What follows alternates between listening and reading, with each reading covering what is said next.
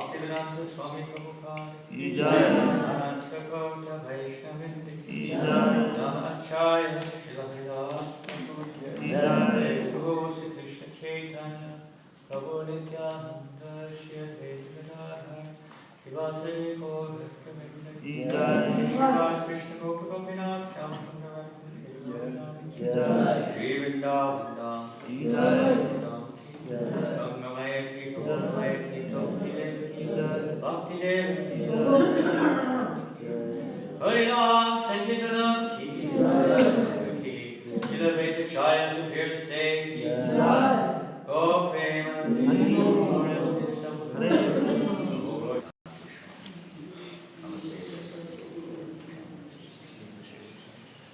Jai Shri Shri Gonitai Shri Mandir Baladev Shamada Vigaraj Shri Radha Bhavati Shri Mahaprabhu Mandir Ki Jai. We're reading today because today is the most auspicious day of the appearance of Acharya. We'll read one verse here, what I believe is the first verse, the 6th chapter of the Adi Lila. Is that correct? 161? Correct? Yes.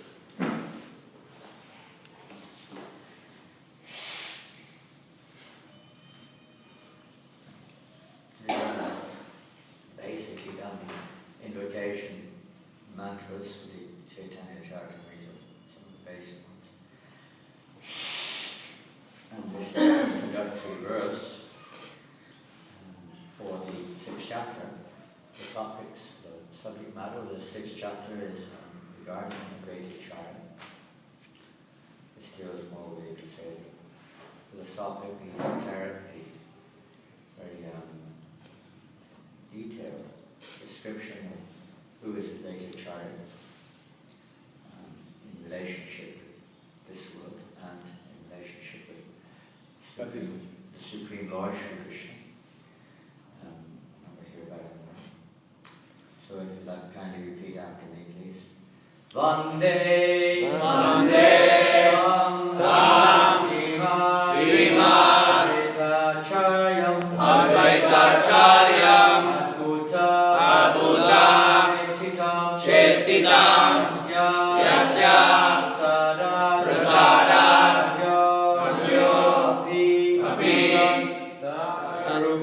Sarupam, Nirupayet,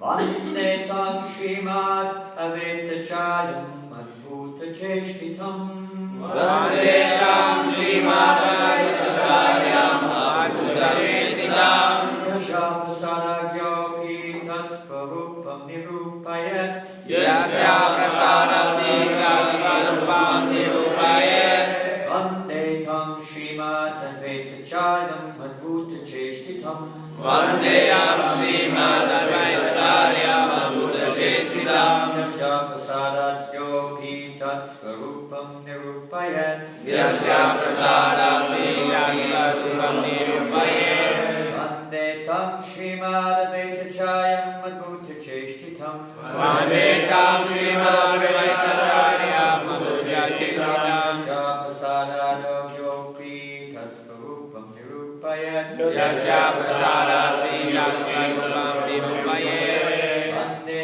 Tam Srimad Advaitacharyam Adbhuta Chestitam, Vande Tam Srimad Advaitacharyam Adbhuta Chestitam, Yasya Prasadat Yogi Tatsvarupam Nirupayet, Yasya Prasadat Yogi Tatsvarupam Nirupayet, Vande Tam Srimad Advaitacharyam Adbhuta Chestitam, Vande Tam Srimad Advaitacharyam Adbhuta Chestitam, Yasya Prasadat Yogi Tatsvarupam Nirupayet, Yasya Prasadat Yogi Tatsvarupam Nirupayet, Vande Tam Srimad Advaitacharyam Adbhuta Chestitam, Vande Tam Srimad Advaitacharyam Adbhuta Chestitam, Yasya Prasadat Yogi Tatsvarupam Nirupayet, Yasya Prasadat Yogi Tatsvarupam Nirupayet, Vande Tam Srimad Advaitacharyam Adbhuta Chestitam,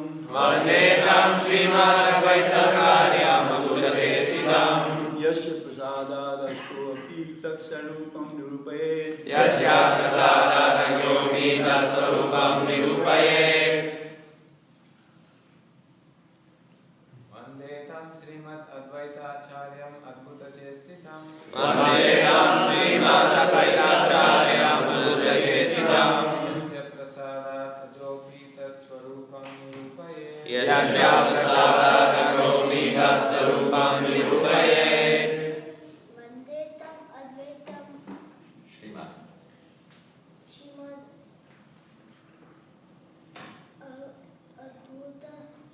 अद्भुतचेष्टितम् वन्दे तं श्रीमदद्वैताचार्यम् अद्भुतचेष्टितम् यस्य प्रसादोऽपि तत्स्वरूपं निरूपयेत् यस्या प्रसादात् योगी तत्स्वरूपं निरूपयेत् Ladies, mothers. Vande tam Srimadvaitacharyam Adbhutachestitam.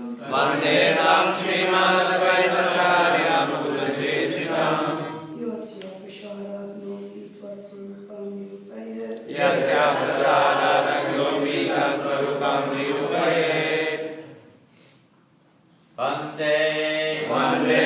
I offer my respectful obeisances. I offer my respectful obeisances Unto him. unto him, Srimad. Srimad. No opulences. all opulences.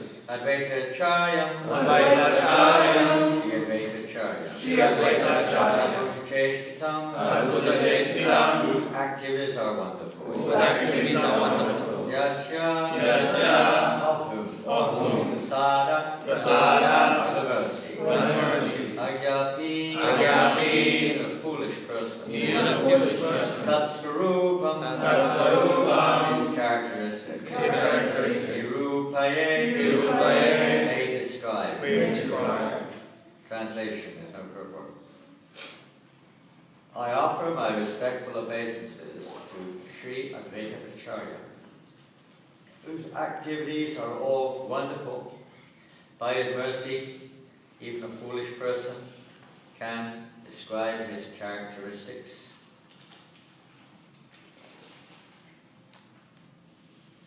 And I'll just read a few more verses here, then we'll go on to the appearance of Advaitacharya, whatever else time we have for him. If you do have your,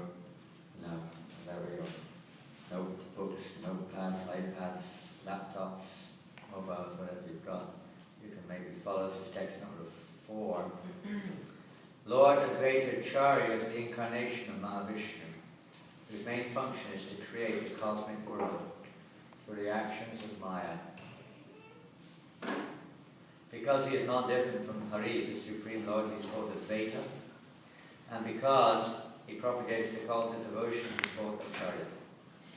He is the Lord and the incarnation of the Lord's devotee. Therefore I take shelter of him. Interesting.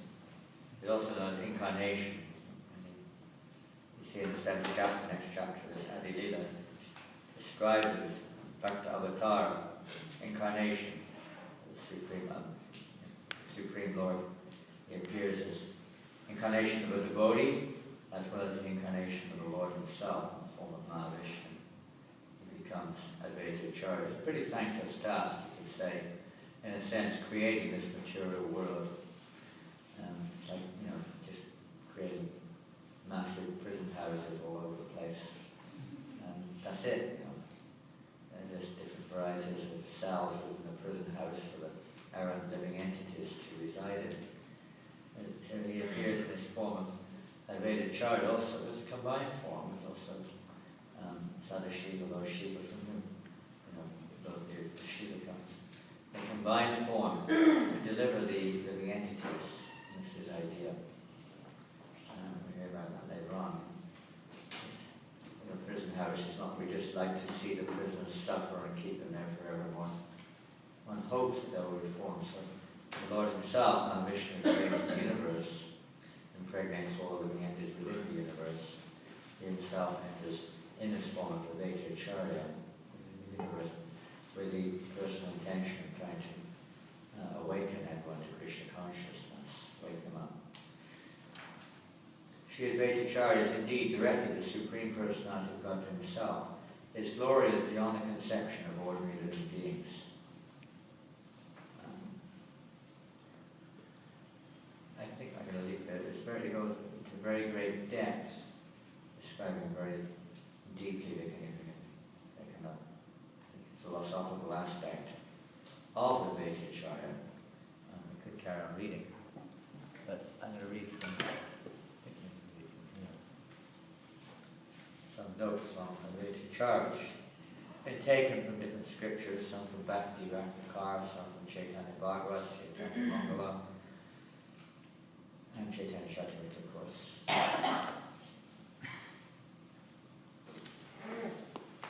Backpedal a little bit.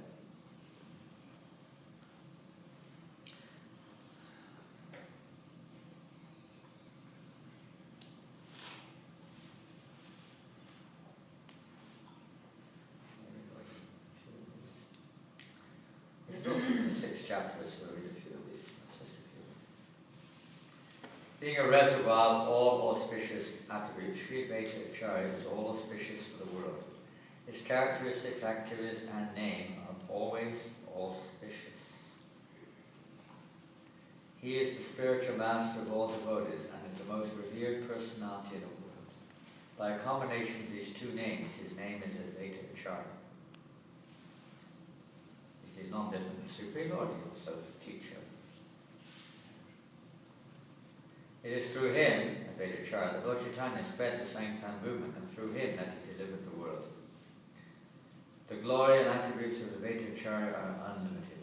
How can the insignificant living entities fathom them? Sri Advaita Acharya is the principal limb of Lord Chaitanya. Another limb of the Lord is Nityananda Prabhu. Thinking he, Advaita Acharya, is a disciple of Madhavendra Puri, Lord Chaitanya obeys him, respecting him as his spiritual master. To maintain the proper etiquette for the principles of religion, Lord Chaitanya bows down at the lotus feet of Sri Advaita Acharya with reverential prayers and devotion. Sri Advaita Acharya, however, considers Lord Chaitanya his master, and he thinks of himself as a servant of Lord Chaitanya Mahaprabhu. He says, I am a servant of Lord Chaitanya, a servant of Lord Chaitanya. I am a servant of Lord Chaitanya and a servant of his servants. Let's see.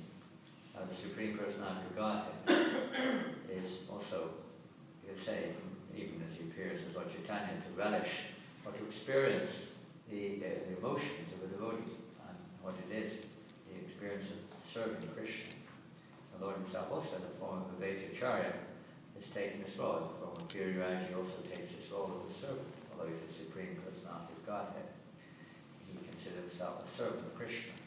But Advaita Acharya also, not just the Lord, he wants to serve the devotees.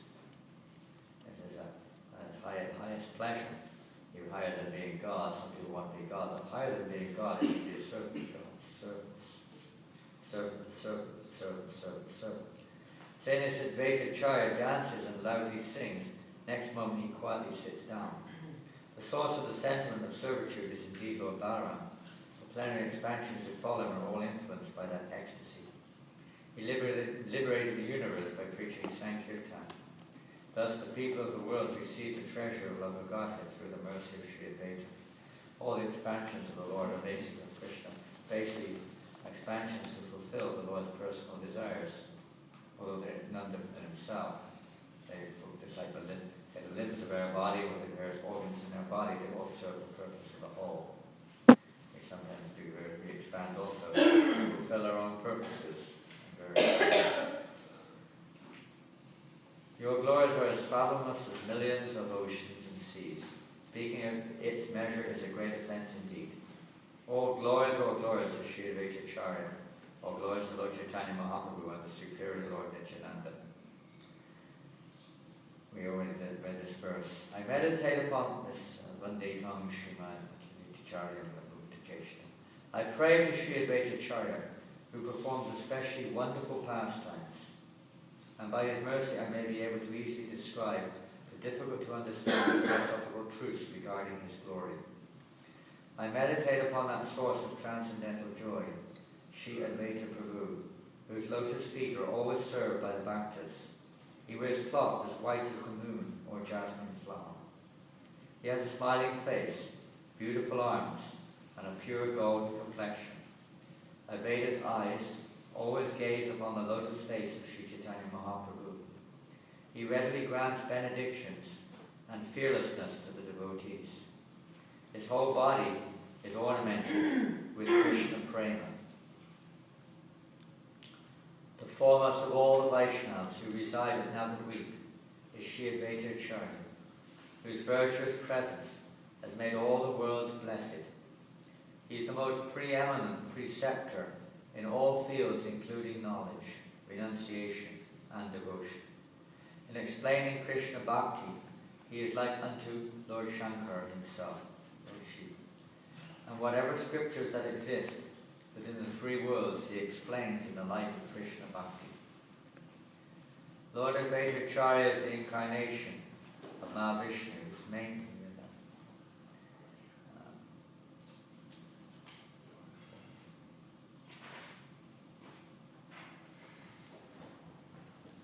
He who is Sri Sadashiva is the Bhakta avatar, Sri Advaita Prabhu, stated in the Gorgandesh Dipika. Sri Advaita, who is a reservoir of virtues, is the main limb of Mahavishnu.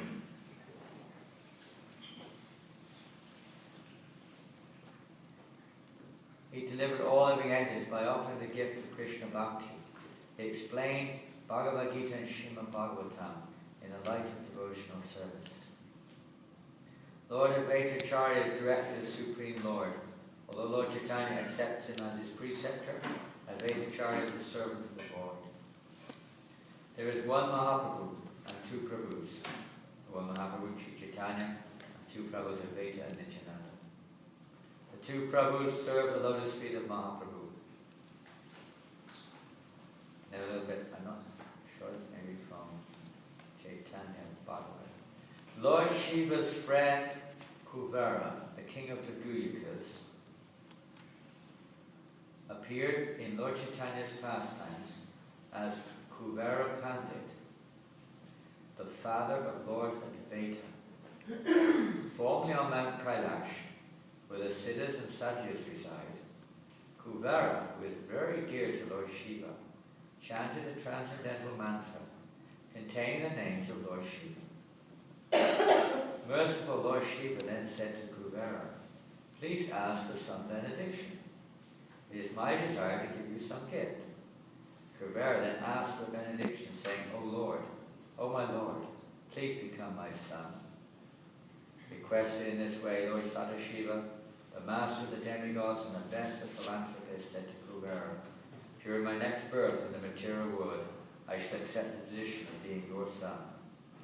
In this way, Kuvera attained a very difficult to attain benediction. When the appropriate time arrived, by Lord Sadashiva's mercy, Kuvera became the father of Lord Advaita Acharya. The Supreme Lord's Yogamaya potency appeared in Lord Chaitanya's pastimes as Sri Sita Devi, the wife of the Lord Advaita Acharya. Sita Devi is Yogamaya. This is from Bhakti-Ratnakar.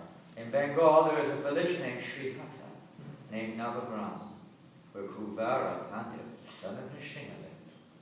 Kuvera Pandit was exalted on the path of devotion. He knew nothing except the lotus feet of Lord Krishna. On the same standard of devotion was his chaste wife, Navadevi, the mother of Advaita, who was worshipable by all. They settled in Shantipur near the Ganges and were always absorbed in discussing Krishna Katha. One day, Sri Kuvera Pandit and his wife wanted to die after hearing Vaishnava blasphemy. Seeing their state, one fortunate soul pacified them by the desire of Lord Krishna. Even though they were still unhappy, they both fell asleep. After a short time, they both had a wonderful dream. A beautiful, fortunate person, whose bodily luster defeated the beauty of a mountain of gold, appeared before them. This person was holding the hand of another exceedingly beautiful person, and in sweet words said to him, "You should quickly incarnate to relieve the unhappiness of the living entities who are suffering under the onslaughts of Kali Yuga. By your loving invitation, I will be unable to remain here. I will quickly appear along with my elder brother. Hearing these words, the second person became very happy, and at an auspicious moment, he entered the womb of Navadevi. Seeing this, Kuvera Pandit became very blissful, and as he awoke, his heart became overwhelmed. Kuvera Pandit, who was a learned scholar in all the Shastras, considered in his mind that the Supreme Lord would appear in Kali Yuga in the form of Guru. Thinking this way, along with his wife, he again became overwhelmed and could not check his tears. From that day on, Navadevi manifested signs of pregnancy, and she therefore returned to Navagram. On the 7th day of the bright fortnight of the month of March, the great ocean of ecstasy swelled to its limit, being forcibly attracted by the moon of Advaita, who appeared from the womb of Sri Navadevi, as the moon appears in the autumn sky. The whole world became joyful as Advaita Prabhu appeared in the village of Navagram. His father Sri Kuvera Pandit floated in the ocean of joy and great happiness. He gave many gifts in charity to the Brahmins. Very quietly he approached the maternity room to get a glimpse of his newborn son. Then his own face began to shine by the reflected light of that moon-like personage. The residents of Navagram came running to see the child. Everyone remarked they had never seen such a beautiful baby. What pious activities his father must have performed to get such a jewel of a son. That in his old age. Thus, Ganesham sings about this occasion. He's singing about the Advaita Bhakti. The child was named Mangal, and his other name was Kamalaksha. Suddenly a voice arose from him. Sri Krishna Chaitanya will appear in this world along with Sri Nityananda Ram. Together with their associates, they will enjoy wonderful pastimes. They will distribute loving devotional service in each and every house, thereby destroying the unhappiness and lamentation of the living entities. The oceans of bliss arising from the Sankirtan movement will overflow and inundate everyone without exception. This Kali Yuga is so glorious. Hearing this voice, everyone became joyful. The house of Kuvera Pandit became filled with auspiciousness. Fortunate people who witness Advaita Chaya grow day by day, were filled with jubilation. Advaita will sometimes hide himself, and only by the will of Sri Chaitanya was he found.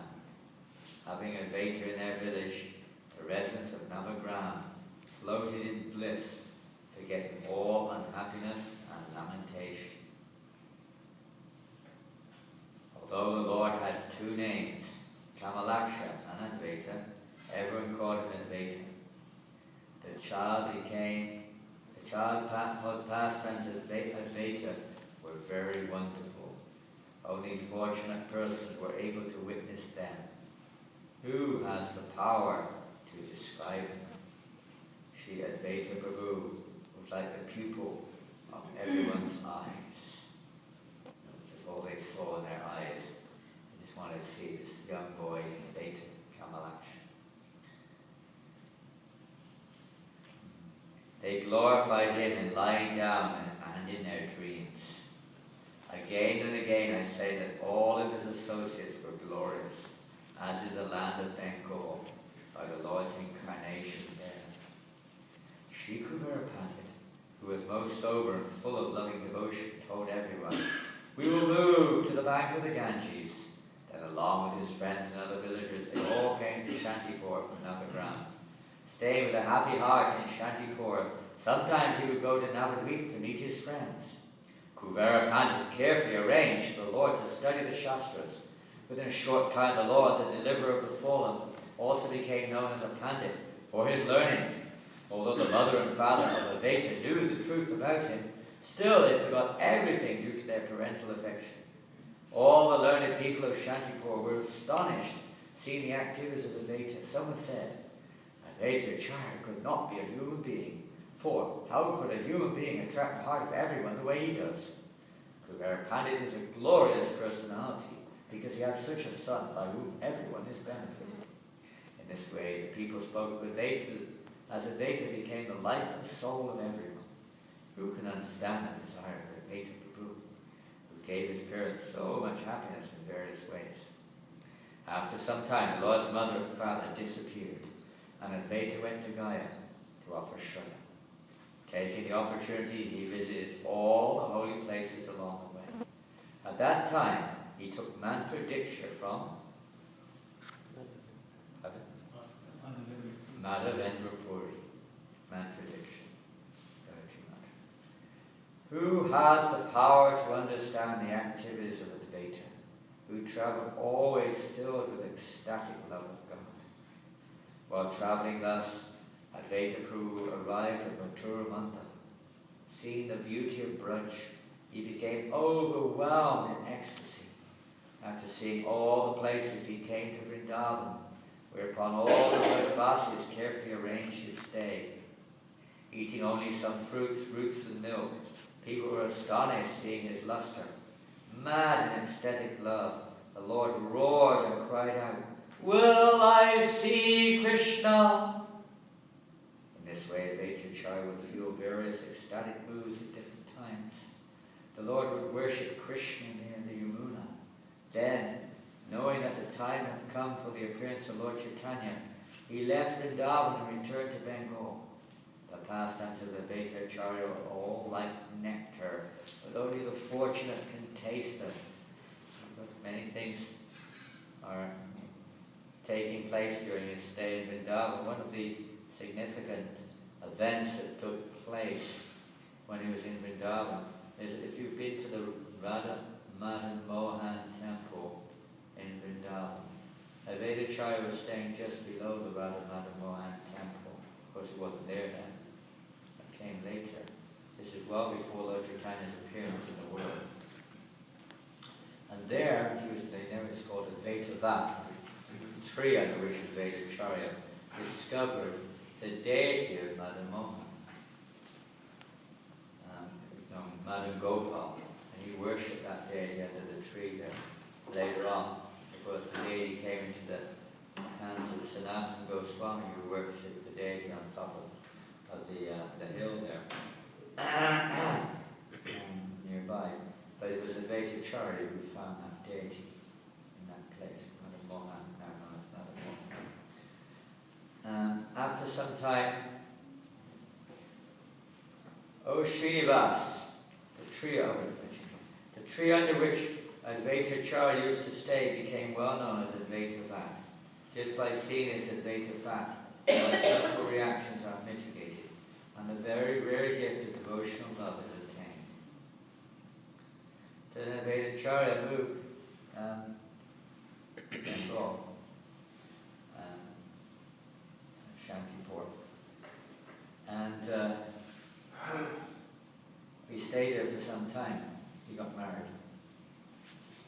It said that he was 50 years old when he got married. It was about that time when the Mahaprabhu appeared in the world. He was approximately 50 years older than Chaitanya Mahaprabhu, if we look at mature age. Many of the Lord's associates appeared before him, like Haridas Thakur, who was also intimate associate.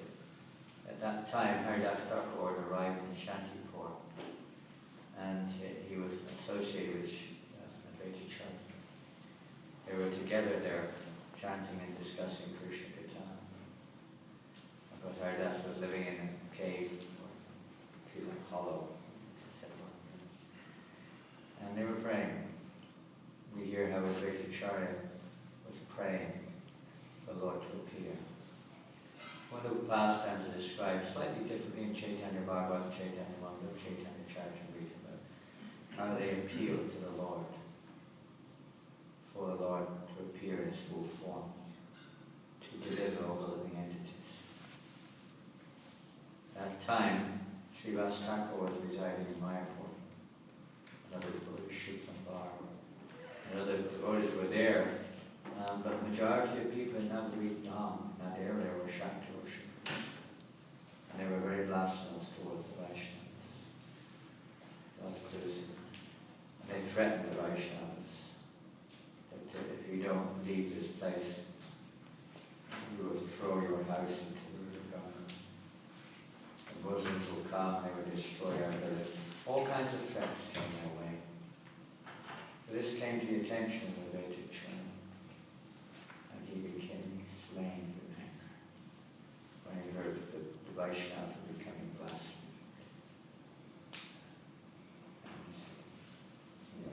He became very angry. Listen, listen, Srivas. I will call the Lord of my heart into this world, who will come to deliver all living entities. I myself am too sinful. I cannot deliver them. He is considering himself. I'm not eligible. If the Lord of my heart does not appear in this world to fulfill this task, then I will assume a four-armed form, and with my chakra I will cut off all the heads of the atheists and non-believers. He became very angry, extremely angry. He manifested his four-armed form. Then he kind of cooled down again and said that no, my Lord, please appear in this world. You are so merciful. Kindly come and deliver all living entities. And he thought how to evoke the Lord's appearance. He said, I know. I will worship my Shiva. He was worshipping Shiva. And he started to worship his Shiva. With Tulsi leaves and Kundrajal, crying out to the Lord to please come, praying, Lord, please appear in this world. One simply offers little Tulsi leaf, that's in Kundrajal. Lord will fulfill his desire. So he worshipped the Lord with eyes, appealing for the Lord to appear in this world. And he said, along with Haridas Thakur, they appealed for the Lord to come into this world. And when the Lord appeared in this world, they were in Shantipur, said they both became extremely joyous when they saw that the moon had been covered by a cloud. They started dancing ecstasy. And they took baths in the river and gave charities one at a time. They were together, Haridas. They said that Haridas Thakur was basically, there's no mention of who he took any kind of spiritual guidance from. It was Advaita Charya who was his mentor.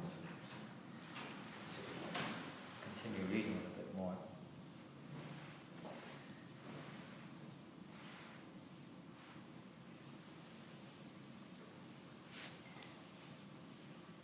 Lamenting that everyone was engaged in material activities. My name and Advaita Singha will be justified when I call the Lord of Vaikuntha to appear in this world. Therefore, the principal reason for Chaitanya Mahaprabhu's descent is this appeal by Advaita Charya. The Lord, the protector of religion, appears by the desire of his devotee.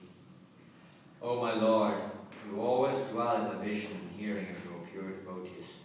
You also live in their lotus-like hearts, which are purified by devotional service. O my Lord, who are glorified by exalted prayers, you show special favor to your devotees by manifesting yourself in the eternal forms in which they welcome you. Seeing the fallen living entities, Advaita Charya in great distress began to fast.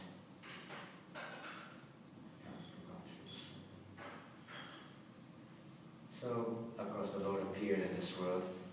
Advaita Charya and Sita Devi came there to see the child. But they were based in Shantipur. As Mahaprabhu grew up, Sachi Devi, Jagannath Mishra, they send their child sometimes to take lessons from the Beta child. He was a great scholar, very kind. So he was taking, first of all, they had another seminar course, Vishwarupa. Vishwarupa was taking lessons, and later on Chaitanya Mahaprabhu was also going there. And Vishwarupa is sent first to take lessons. Chaitanya Mahaprabhu would also go there and get the Beta child's association. And after some time, Vishwarupa left home, went away, took sannyas. This created great distress to Sachimata, tremendous distress. Very disturbed. Jagannatha had left the world, and this was a great blow to her. She had nothing left, except for now her son Nimai. And she was very worried. She blamed the Beta Charya for her son leaving home, going away and taking sannyas. So she's also very worried that her own son Nimai would also do the same thing.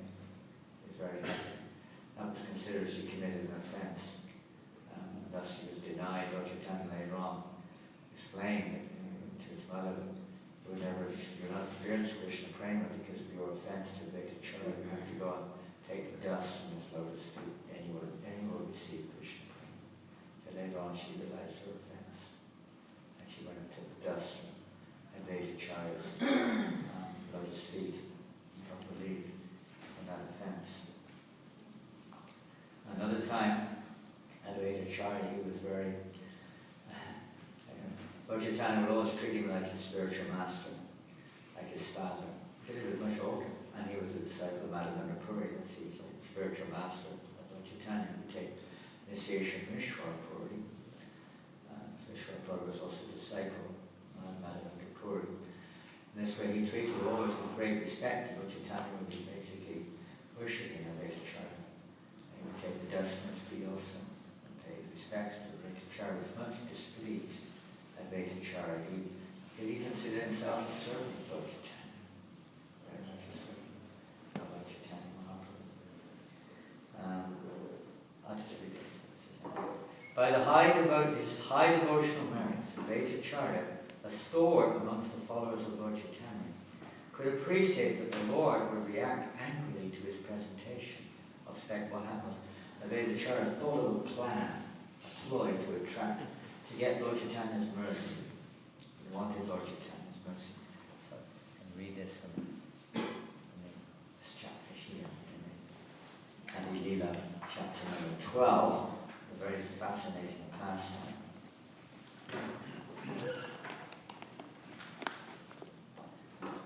Backtracking. We'll tell this pastime first, then we'll tell another pastime. So Advaita Charya was very much desirous to get the opportunity to serve Lord Chaitanya. And Lord Chaitanya was always praising him. So he thought, this is terrible. If only I could get the mercy of Lord Chaitanya chastising me. He thought, I got to think of something. So he got this book, Yoga Vashishta, which teaches impersonalism. And he started to preach it to some of his not so Krishna conscious students. We're very happy to hear Mayaland philosophy. But oh God, there is no God. Jnana is far superior to Bhakti. Bhakti has no chance of existence without the foundation of Jnana, which is superior to Bhakti. He was preaching all sorts of things like this. Of course, this came to the attention of Chaitanya Mahaprabhu, was all-knowing, all-cognizant. But along with Nityananda, Chaitanya Mahaprabhu, he went with Nityananda, and they went to Shantipur. And they visited one married sannyasi on the way. There's another story. But when they reached Shantipur, Lord Chaitanya went into the house of Advaita Charya. So when they arrived, Advaita Charya began to speak even more vociferously in favor of his impersonalist knowledge.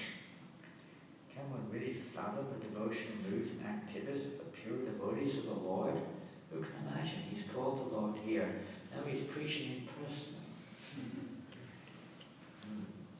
Nityananda accompanied the irate Chaitanya into Advaita's house. Advaita swayed in divine pleasure out of his part perfectly as an impersonalist, playing his part perfectly as an impersonalist. Haridas Thakur, he was also there. Haridas knew that Advaita had something up his sleeve. He was going along with it. Haridas Thakur offered obeisances to the Lord, falling on the ground like a rod. Achyuta, Advaita's son, also offered his respectful obeisances. Advaita's wife Sita Devi offered obeisances to the Lord within her mind and felt very upset upon seeing the Lord's countenance. The Lord looked very angry, fuming. The Lord's facial expression aroused fear in everyone's heart. Rumbling with anger at the end, the Lord said, "Nada! Nada! Tell me which is superior, speculative knowledge or devotional service?" Advaita replied, "Speculative knowledge is always superior. For what is the use of devotional service if a person is devoid of impersonal knowledge?" As soon as these words entered the Lord's ears, Lord Chaitanya became inflamed and forgot his surroundings. He pulled Advaita down from his asana, because Advaita didn't seem to be bowing down, he just sat in his asana, just like Romaharshana or something. Just like Baladev pulled him, anyway, he hit him with a blade of grass. But here the Lord pulled him down from his asana and dragged him, pulled him down by his hair, dragged him out onto the patio outside the house. There he threw him down to the ground and struck him repeatedly. Advaita's wife Sita Devi is the universal mother and knows all these confidential topics. Yet she could not restrain herself from trying to stop the Lord. "Stop! Stop!" she cried out. "He's just an old Brahmin. For whose benefit do you chastise him so heavily? He's so old he may not survive your harsh behavior. You will find it difficult to avoid the consequences then of your own actions." He's trying to appeal to save her husband. Nityananda smiled at his words, and Haridas Thakur repeated Krishna's name in great fear. Chaitanya was so angry he did not even hear Sita Devi's words. Roaring like angry thunder, he spoke to Advaita.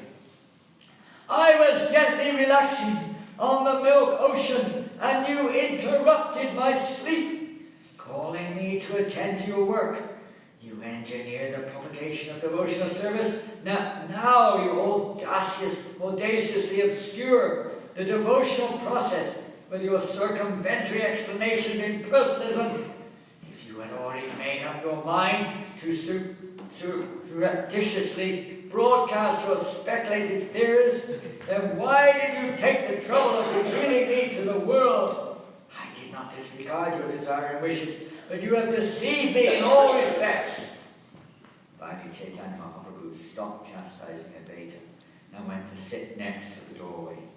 He spoke loudly, revealing his real identity to all. He said, "O Nada, you know everything. Behold, I am the one who slew Kamsa. Shiva, Brahma, Anantashesha, and Lakshmi Devi are all constantly engaged in serving me. The impostor Vasudeva met his end, vanquished by my Sudarshan disc. The same disc reduced the entire city of Varanasi to ashes." He goes on explaining his supreme position.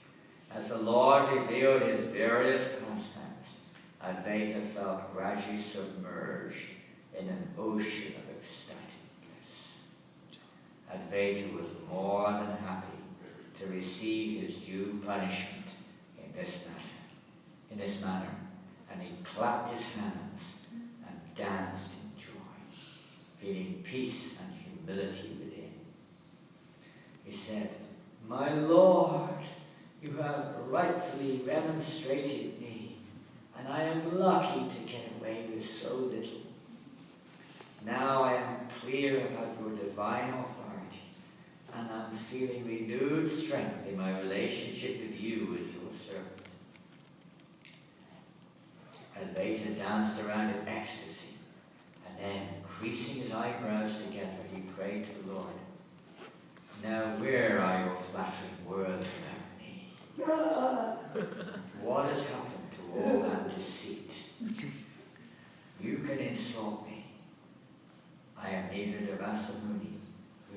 kernels of rice you smeared upon your body, nor am I Brigham Mooney, whose foot impression decorated your breast, and is now known as the famous Srivatsa. My name is simply Advaita, purely your eternal and humble servant, and I am always hankering, birth after birth, to receive your remnants. By the effect of your remnants of mercy, I am unscathed by the ravages of your illusory potencies. The punishment is now over, so please give me the shelter of your lotus feet. There's a lot to be understood in our relative position here. You know, sometimes we get puffed up. The Lord, I'm cutting a long story short, the Lord sometimes, by His causeless mercy, chastises us. We don't like it very much. But this is a great mercy. When we're sufficiently chastised, it's like the fatal chariot says, your punishment is now over. Please give me the shelter of the lotus feet. When we're sufficiently, you could say, corrected, and Pratishta and Lava and all the other nartas that plague us in this material world are removed by the causeless mercy of the Lord, then we can actually take shelter of the Lord's lotus feet. So Advaita Charya is teaching this important lesson for all of us here. We all have, especially when Prabhupada started our Krishna consciousness ISKCON, he was preaching strongly against Mayavad philosophy. And the boys didn't know what Mayavad was, they were all just joined, just 66. But one of them thought Prabhupada had some hang-up with some kind of group of people in India. Mayavadis, we couldn't get off his mind. They obviously must have upset him somehow. He couldn't get out of his mind, you know, he couldn't forget them.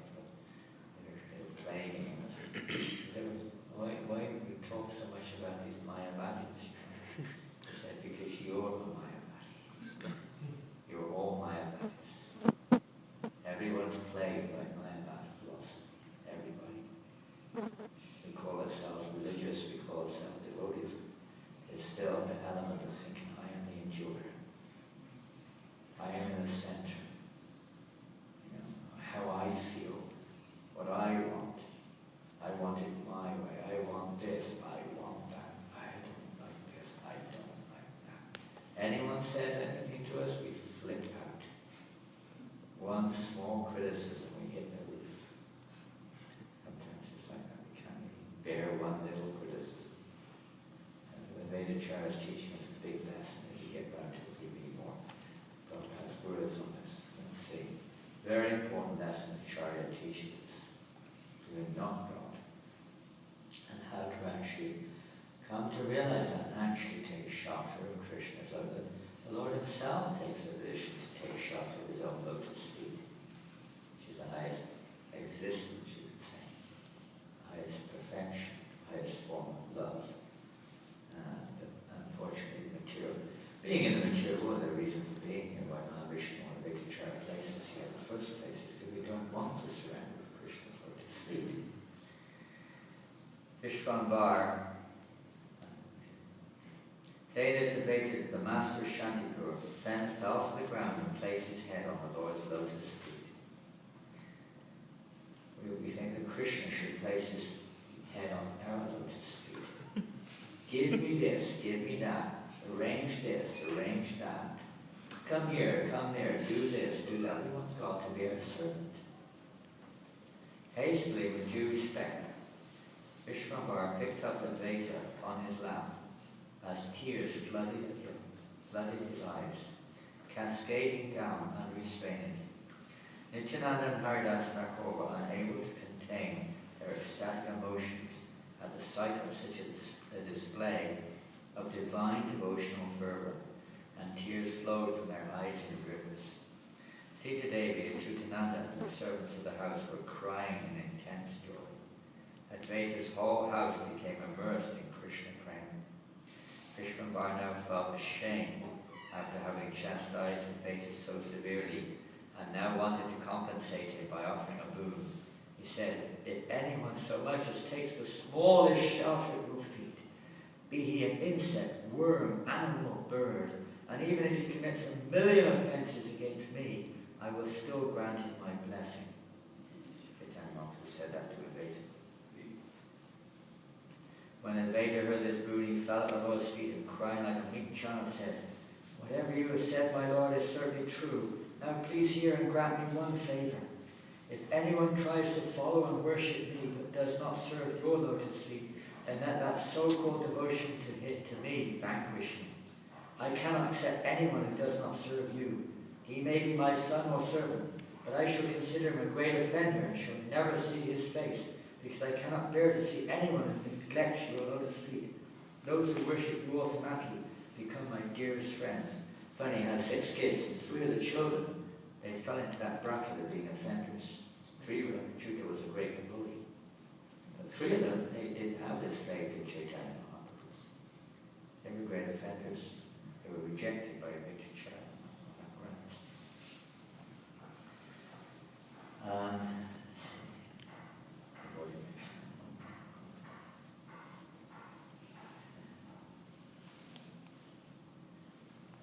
We just tell a little bit now.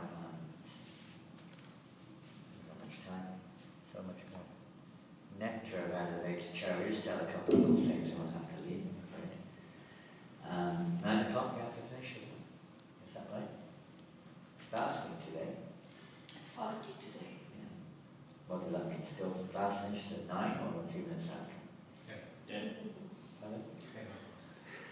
Who said 10? Stretching a bit. And maybe a few minutes.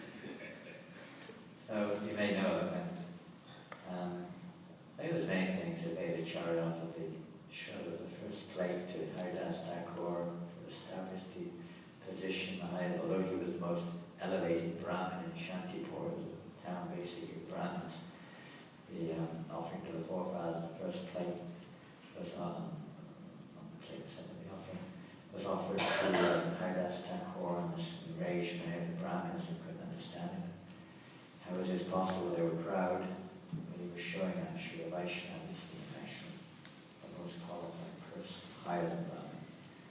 And he was teaching them things. But when Lord Chaitanya took sannyas, of course, his devastating news to one, and all we heard a little bit yesterday about Vishnu Priya had to face that ordeal and all the lessons of having to be. Lord Chaitanya placed them all into Vipalampa Bhav, as he did when he apparently left Vrindavan. So anyway, after that, took sannyas, Katwa, and then he was traveling for 3 or 4 days in Radhadesh area of Bengal, wandering with Nityananda and a few others, Chandrasekhar and a few others or whatever. Here and there, like a madman, not knowing where he was. He just wanted to go to Vrindavan. He was just asking Nityananda. Nityananda had been to Vrindavan. He stayed in Vrindavan 12 years thereabouts. He was appealing to Nityananda, maybe please, I want to go to Vrindavan. Vrindavan was like, what was on his heart. So Nityananda said, yes, my Lord, we're going to Vrindavan. We're going to Vrindavan.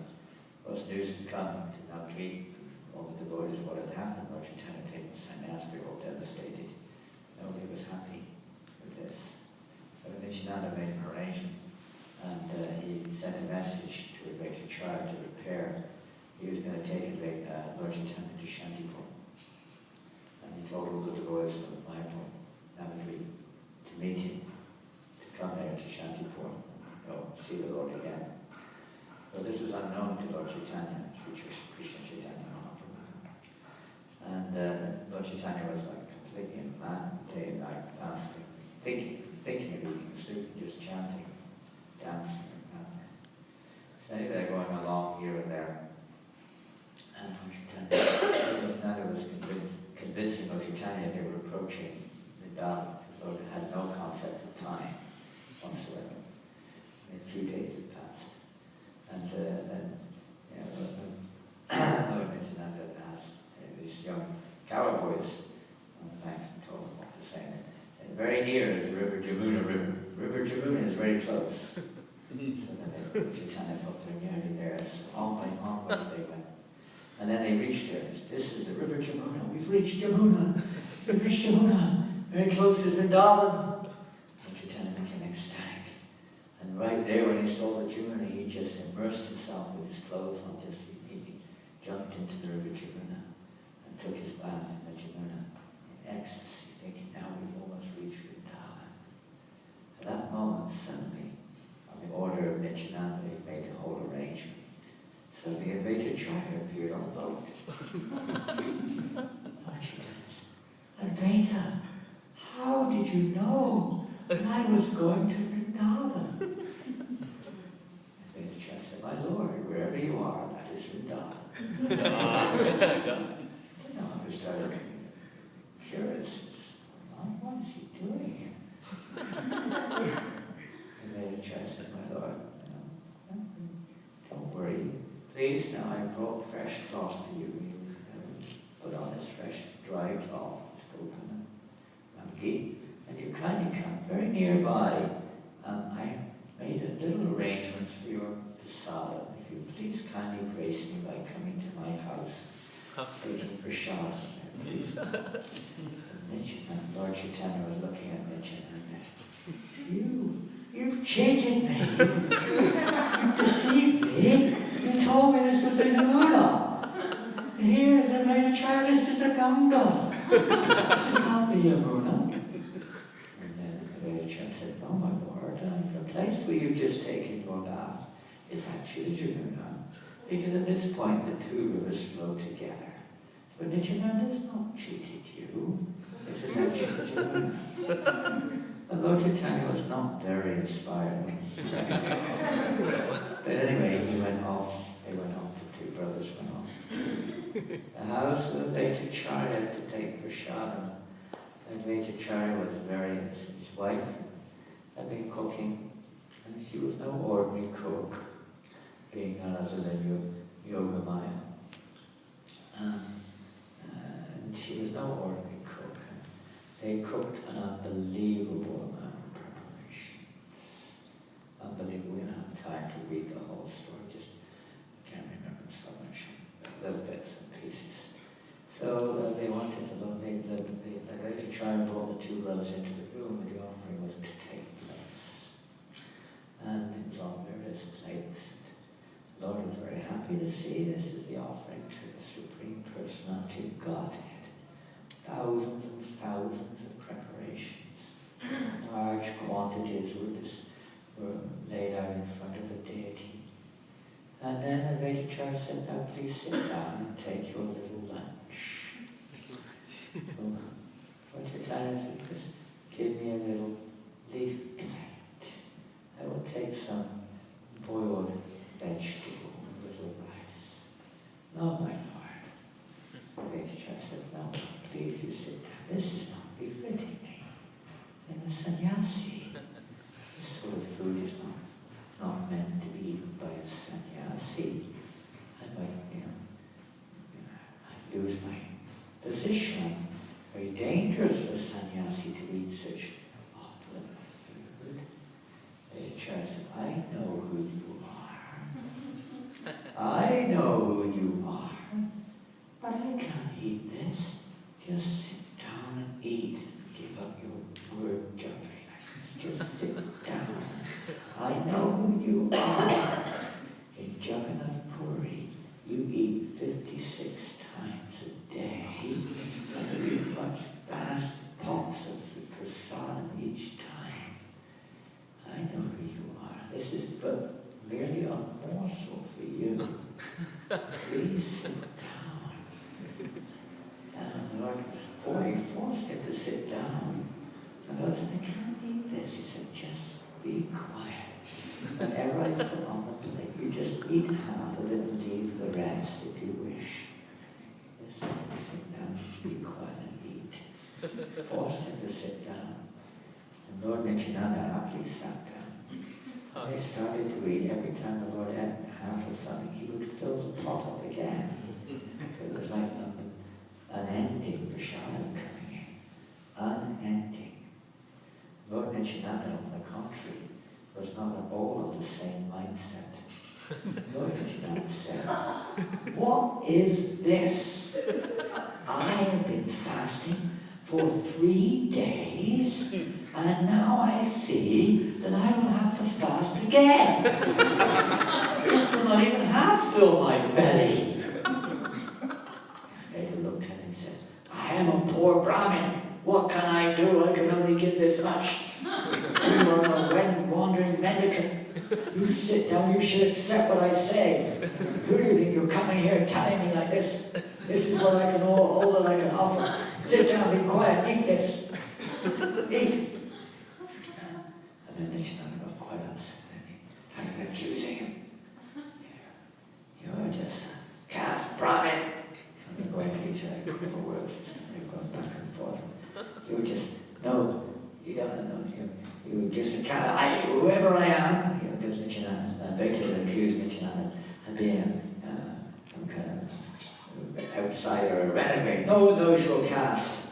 Just, what's the word he used? Very interesting word, you know. Avadut. A little insulting, I forgot the word. He called it something.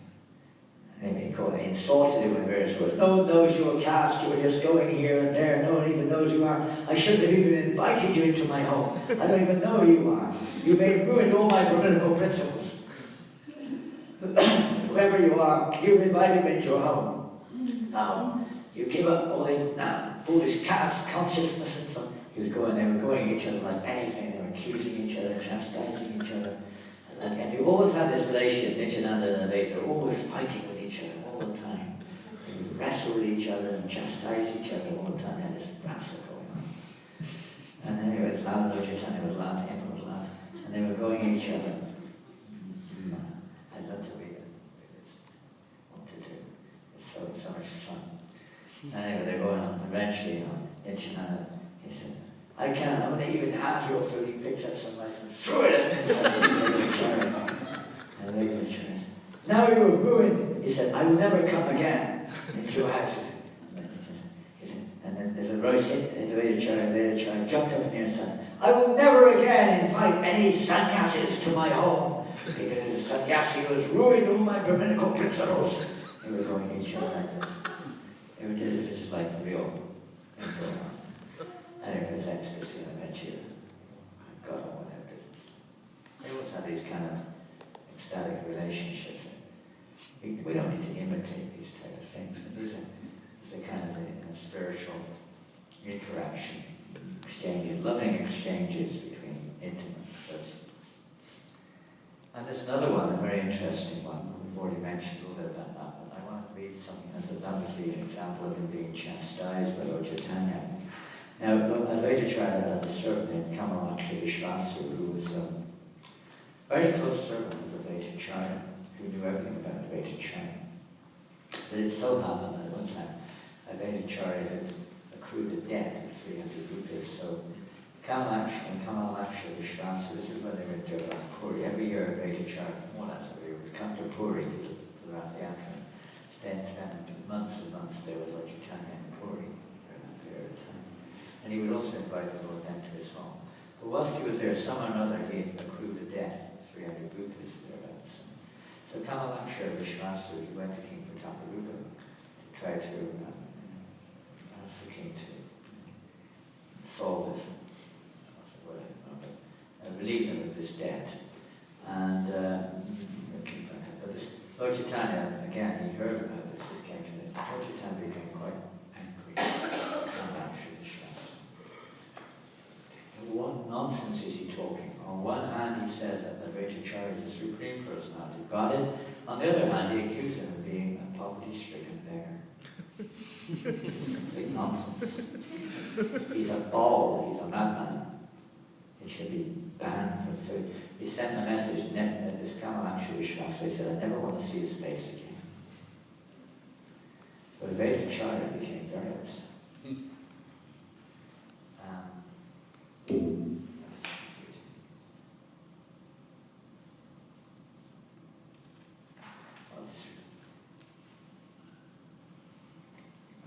Seeing Kamalaksha Vishvasu unhappy, Advaitacharya told him, you are greatly fortunate to have been punished by the Supreme Lord, the Personality of Godhead, Lord Chaitanya.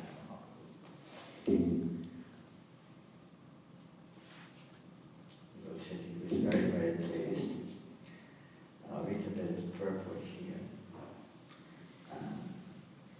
Lord Chaitanya punished Kamalakanta Vishwasa by no longer allowing him to come in his presence. Although the punishment was actually very hard on him, Advaita Acharya, understanding the inner meaning of such punishment, was happy because he appreciated that the Lord had actually favored Kanta Vishwasa. Therefore, he was not at all unhappy. Devotees should always be happy with all the dealings of their master, the Supreme Personality of Godhead. A devotee may be put into difficulty or opulence, but he should accept both as gifts of the Supreme Lord and jubilantly engage in the service of the Lord in all circumstances. This is an authoritative judgment by Sri Veda Prabhu. He clearly advises that one should not be unhappy when reverses come upon him by the order of the Supreme Lord. A devotee should always be happy to receive the fortune awarded him by the Supreme Lord, which seems pleasant or unpleasant according to one's judgment. The mood of the devotee wants to advance to attain to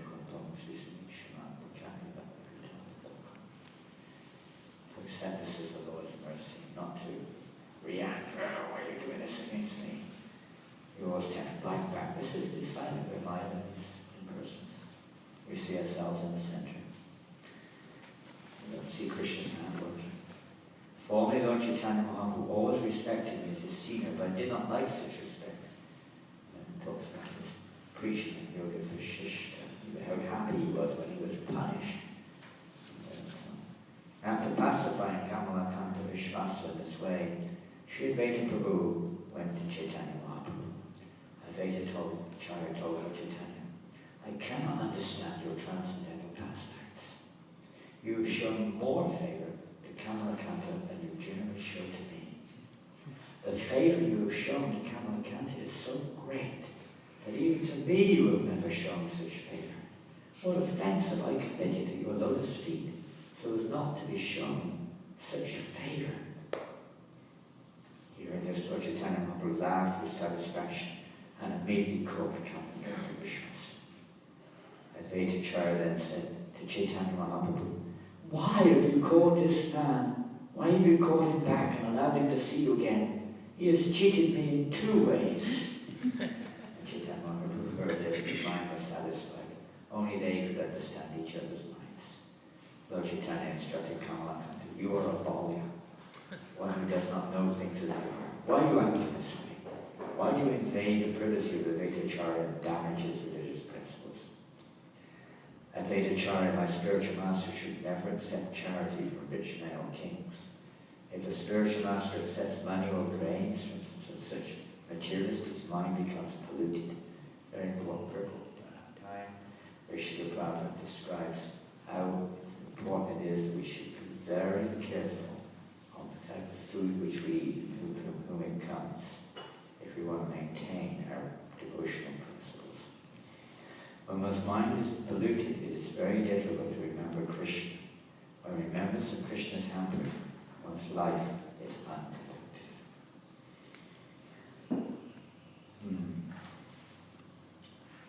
Again, the same point being mentioned there. Whichever word is meant to chastise the living entities is why Krishna has created this world. At the same time, through his consort, Maya Devi, at the same time, living entities don't learn their lessons. Generally speaking, we remain averse to Krishna. So he appears in this form to try to change our consciousness, change our attitude. Then we become accept chastisement from the material energy or whatever form may come, and surrender to Krishna. Hare Krishna. Well, I don't know, maybe it's 9. The Lord Chaitanya loved Advaita Acharya's dancing. He used to dance in the Rath Yatras. Lord Chaitanya would personally select the dancers. The first thing he would do in the Rath Yatra festival would be, there were 7 parties, 4 directly arranged by Lord Chaitanya. And each party, Chaitanya Mahaprabhu chose the lead dancer. So he chose 4, then he chose 4 lead singers. And he chose 5 accompanying singers in each party. There were 2 on mridanga players in each party and 6 or 8 kartal players in each party. So different persons were chosen, hand-picked by Chaitanya Mahaprabhu, because it's not just a free-for-all. The whole Rath Yatra is to evoke, you could say, the heart of Lord Jagannath to return to Vrindavan, to satisfy the burning desire of Srimati Radharani. It's not something to show off, have a good time, flip out whatever you do on Rath Yatra. It's actually this cry for the Lord to come back. So, on that level, obviously, it's a whole different situation, but in this particular case, everything with all this, each song was just the song to fit the relationship between Lord Chaitanya and Lord Jagannath. Everything was just perfect, every single beat, every single thing went on the dancing, everything just completely harmonized with the heart of Chaitanya Mahaprabhu. The dancing was such an important part of it. He chose 4 dancers in the center, and they were, usually when we think of dancers, we think of young people, younger-bodied people, at least that type of dancing. But the 4 dancers he chose were Veitacharya, who was at that time in his 80s, Veitacharya was about 70. Haridasa Thakur was about 70. And then Nityananda Prabhu was 12 years senior to Mahaprabhu, and then the final Kosala famous dancer, so what's his name? Lakshmana Pandit, famous dancer. So these 4 personalities were the 4 main dancers, 4 tribes. So Veitacharya was such a great ecstatic dance. But the ecstatic dancing doesn't just mean showing off, having a good time. It means it was actually connected with the heartbeat of Lord Chaitanya, in essence, in this kirtan. Okay, so these were connected with the kirtan, the sound of the holy name, and dances to the sound. It's like, inseparable from the sound of the instruments, whatever instrument they're playing, they're following the holy name. They're not trying to control it. They're meant to embellish the holy name, to bring out the chanting. And if it doesn't bring out the chanting, it's useless. Playing instruments, not chanting, dancing, not chanting. If you're told to do that, that's okay. But otherwise, it's not right. If you're playing the drum or playing the djembe, especially, you should be chanting at the top of your voice so you can't hear the djembe. Honestly. So it's so loud, not that we just bang away, and slam, bang, or dance like an idiot. The chanting should be, we should be chanting at the top of our voices. With the holy name, which is the Yuvadhana, there to embellish, the instruments come along to embellish. Thank you, Mahaprabhu's kirtan.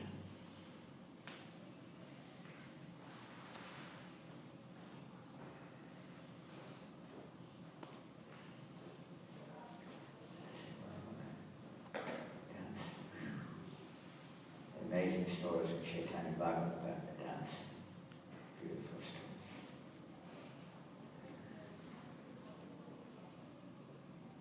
A big description of all the food stuff which were offered to the Lord by Veitacharya.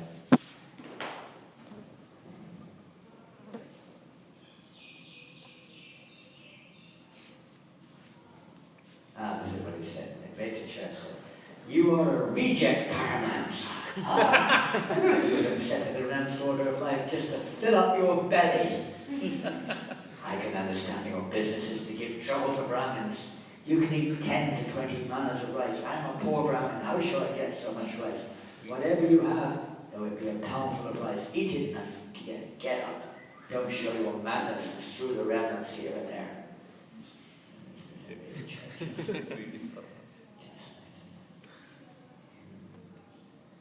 Mr. said, "My belly is not yet filled up. Please take away your food. I have not taken the least of it."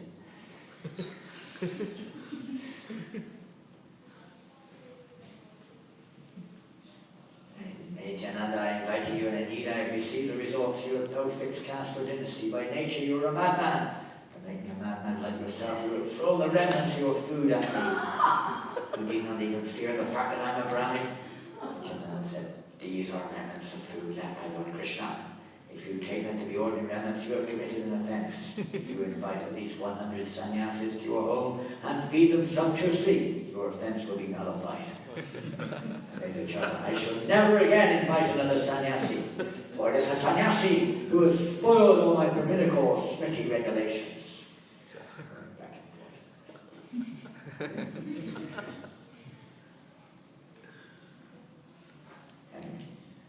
He also invited the Lord to his home in Jagannath-puri, and at that time, and in Puri, Lord Chaitanya Mahaprabhu would go for every day, go to different houses to take prasadam practically. And during the time when all the devotees were there from Puri, and that day, there's a Advaitacharya wanted to have the Lord on his own.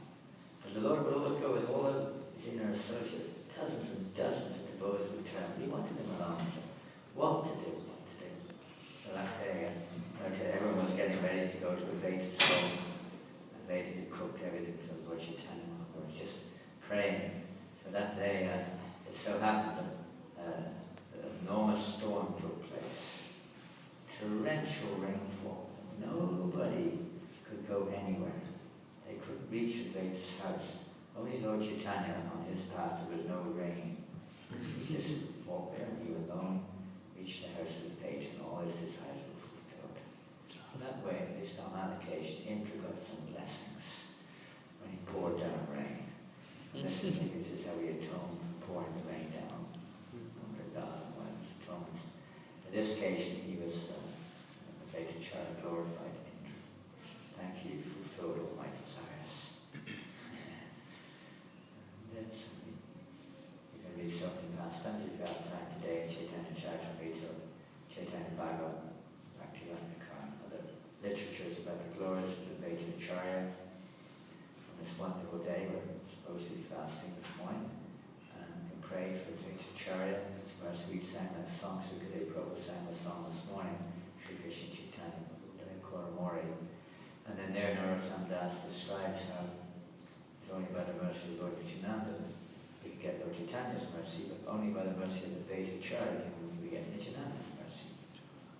It's interesting, Advaitacharya being Sadashiva, combined form of Shiva and Vishnu. And he also oversees, you could say, the false ego, the initial false ego that the deity develops when we come in contact with the Mahatattva. We develop this false conception of who we are and identify with the material energy. By the mercy of Lord Advaitacharya, we can become free of that false identity. All these various pastimes are to cut that false ego, the root of our, you could say, of our materialistic conditioning is this false ego, this false identification with the grace of Lord Shiva in the form of Advaitacharya. We pray to Lord Shiva in the form of Advaitacharya to help us to become free of this false ego. We no longer see ourselves as the enjoyer, see ourselves as the proprietor, see ourselves as the center, as the controller, the doer, and so on and so forth. Just we see us fortunate, felt the mood of feeling oneself fortunate to be able to be engaged with the devotees of the Lord. Advaitacharya expressed here would be the servant of the servant's servant. Shri Advaitacharya ki jai. The great day of Shri Advaitacharya ki jai. What praying